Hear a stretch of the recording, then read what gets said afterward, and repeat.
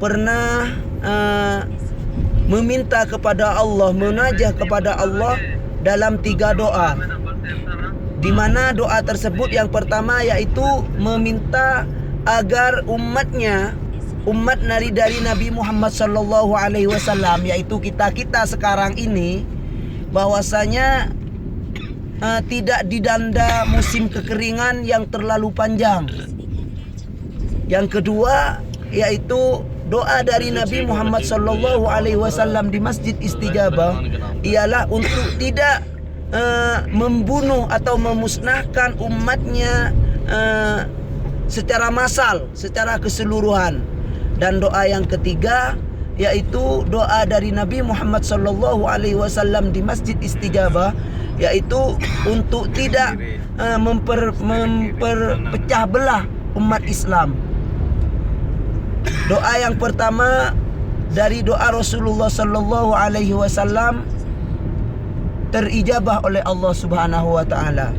Akhirnya apa, sampai sekarang apalagi di negara Indonesia kita sampai kelebihan air, nggih Bapak Ibu.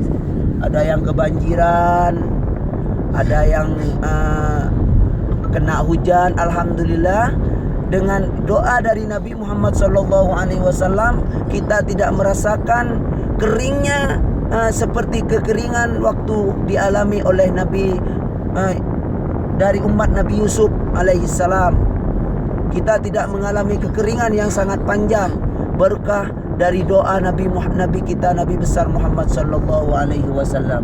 Allahumma salli ala Muhammad, Allahumma salli ala Muhammad, Allahumma salli ala Muhammad. Doa yang kedua Bapak Ibu yaitu untuk tidak membinasakan umatnya secara massal, secara keseluruhan, yang mana di sana seperti umat Nabi Nuh yang dibinasakan, selain orang yang ada di kapal semuanya binasa, cuman yang ada di kapal saja yang selamat. Dan selamat dari kematian hanyalah orang yang ada di kapal saja. Dan di sana Bapak Ibu, bahwasanya ada yang hikmah yang harus kita petik, bahwasanya walaupun ayahnya seorang nabi, akan tetapi di sana ada yang tidak mau mengakui bahwa bapaknya itu adalah nabi, yaitu Kan'an. Dan akhirnya Kan'an tersebut karena tidak mau, karena menolak untuk bertauhid kepada Allah Subhanahu wa taala dan meyakini bahwasanya bapaknya Nabi Nuh alaihi salam adalah nabi, itu dimusnahkan pada banjir tersebut, yaitu namanya Kan'an. Dan juga istri dari Nabi Nuh di sana juga wafat, terbunuh di sana, terkena banjir.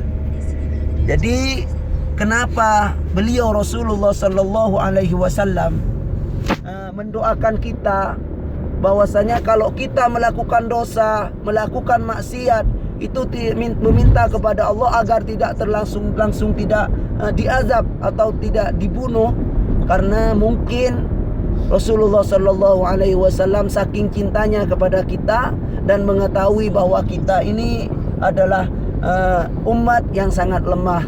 Akhirnya oleh Rasulullah sallallahu alaihi wasallam didoakan kepada Allah agar kita sebagai umat dari Rasulullah sallallahu alaihi wasallam bisa bertaubat jikalau kita bermaksiat kepada Allah Subhanahu wa taala. Allahumma salli ala Muhammad.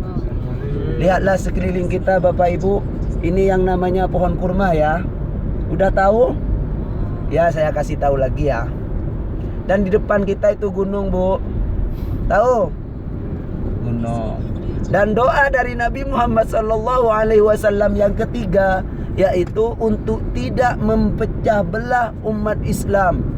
Akan tetapi doa yang ketiga tersebut tidak diijabah oleh Allah Subhanahu wa taala, tidak diterima oleh Allah Subhanahu wa taala, tidak dikabulkan oleh Allah Subhanahu wa taala. Akhirnya apa yang terjadi sampai sekarang Bapak Ibu?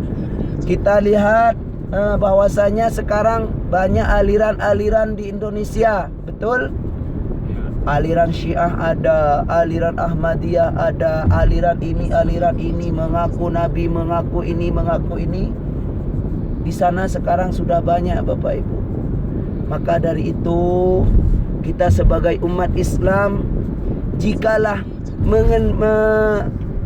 di suatu saat kita ada ajaran-ajaran yang belum kita ketahui, lalu kita pikir aneh, maksudnya menyimpang, maka tanyakan dulu pada ahlinya.